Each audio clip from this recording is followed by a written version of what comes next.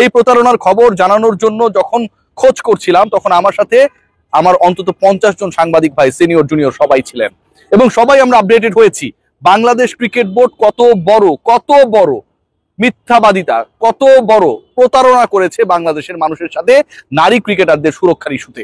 গত 2-3 দিন আগে আপনারা দেখেছেন বিভিন্ন জায়গায় নিউজ এসেছে যে যারা অপরাধী, যে 4 জন 5 জনের নাম এসেছে প্রত্যেককেই ওএসডি করা হয়েছে। এই নিউজটা আপনারা দেখেছেন না? Are not OSD till now. Bangladesh জাতীয় ক্রিকেট দলের নারী ক্রিকেটাররা continuously, not only Jahanara, Aduri, Reshma, আমরা যদি খেয়াল করে দেখি হ্যাপি, এর বাইরে রোমানা, অসংখ্য ক্রিকেটার এবং নারী দলের যে ক্রিকেটাররা, নারীর বয়সভিত্তিক দলের যে ক্রিকেটাররা, সেই ক্রিকেটারদেরকে যারা ম্যানেজ করে তারা পর্যন্ত ক্রিকেট বোর্ডের শীর্ষ পদে থাকা একজন ডিরেক্টর এগেইনস্টে যখন অভিযোগ আনে তখন বাংলাদেশ ক্রিকেট বোর্ড সেই পরিচালকের সেই গোপন চিঠিটা লুকিয়ে রাখে এবং যাদের বিরুদ্ধে অভিযোগ, যারা কবুতর যা যা যা ওই যে থাকে না, চিঠি দিয়ে দেয়, হ্যাঁ কবুতর ওই ভূমিকায় ডেভিড বাবুরা, তাদেরকে রক্ষা করে, তাদেরকে আইওয়াশ করার জন্য মিডিয়ায় বলার চেষ্টা করে যে এদেরকে ওএসডি করা হয়েছে, কিন্তু সত্যিকার অর্থে ভয়ঙ্কর ভাবে এই অপরাধের সাথে সংশ্লিষ্ট অভিযুক্ত যারা, তাদেরকে রক্ষা করে। এই কর্মকর্তারা গতকাল আপনাদেরকে আমি জানিয়েছিলাম যে বাংলাদেশ ক্রিকেট বোর্ডের এই কর্মকর্তারা বিকেএসপিতে গিয়েছিল, সেখানটায় নারী এনসিএল চলে এবং সেখানটায় গিয়ে তারা মোটামুটি অন্য ক্রিকেটাররা যেন মুখ না খোলে, চুক্তিভুক্ত ক্রিকেটাররা যেন মুখ না খোলে, চুক্তির বাইরের ক্রিকেটাররা তারা মুখ না খুললে পরবর্তীতে তাদেরকে চুক্তিতে নেওয়া হবে, এরকম একটা টোপ দেওয়ার চেষ্টা করেছে। বাংলাদেশ নারী ক্রিকেট দলের অভিযোগ প্রত্যেকটা ক্রিকেটারের, যার বিরুদ্ধে ক্যাপ্টেন নিগার সুলতানা জ্যোতি, তিনি এনসিএল থেকে ছুটি নিয়েছিলেন আপনারা সবাই জানেন, তিনি শেরপুর থেকে আমার ওই জাহানারা রিপোর্ট প্রকাশের পর দিন চলে এসেছেন আর বিকেএসপিতে অবস্থান করছেন। যিনি খেলার কথা না তিনি বিকেএসপিতে চলে এসেছেন, যার ওএসডি হয়ে বাসায় বসে থাকার কথা সেই ফায়াজ বাবুরা বাংলাদেশ ক্রিকেট বোর্ডের সুবিধা পেয়ে, বাংলাদেশ ক্রিকেট বোর্ডের আশকারা পেয়ে বাংলাদেশ ক্রীড়া শিক্ষা প্রতিষ্ঠানে বিকেএসপিতে গতকাল সকালে গেছেন। আমার রিপোর্টের পরে ফোন করে তাদেরকে আবার ব্যাগ আনানো হয়েছে।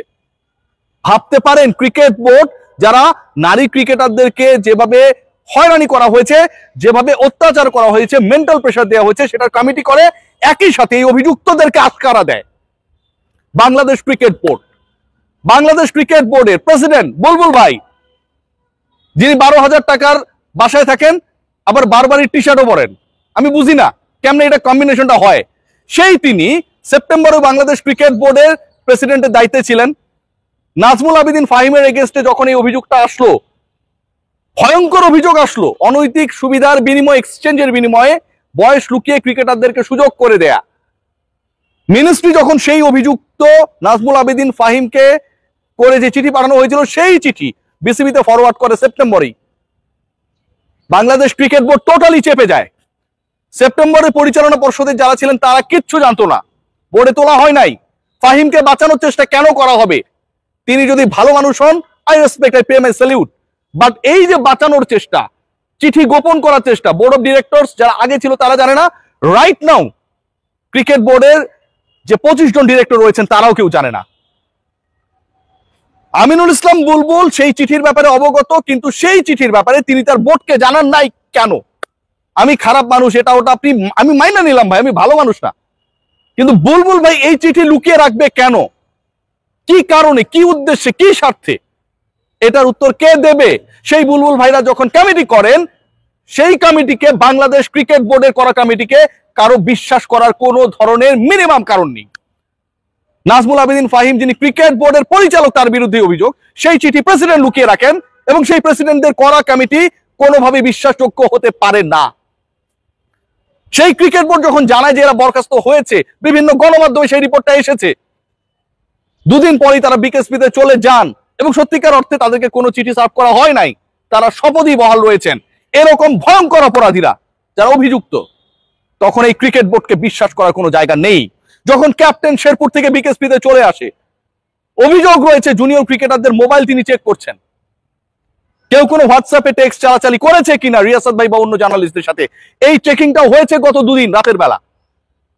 সেই ক্রিকেট বোর্ড যখন নিগার সুলতানা জ্যোতিকে স্টপ করতে পারে না, সেই ক্রিকেট বোর্ডকে ট্রাস্ট করার কোনো কারণ নেই। বাংলাদেশ ক্রিকেট বোর্ড যেই কর্মকাণ্ড করছে, যেভাবে চালাচ্ছে, নারীদের ব্যাপারে যেভাবে আইওয়াশ করার চেষ্টা করছে, এটাকে সাপোর্ট করার কোনো কারণ নেই।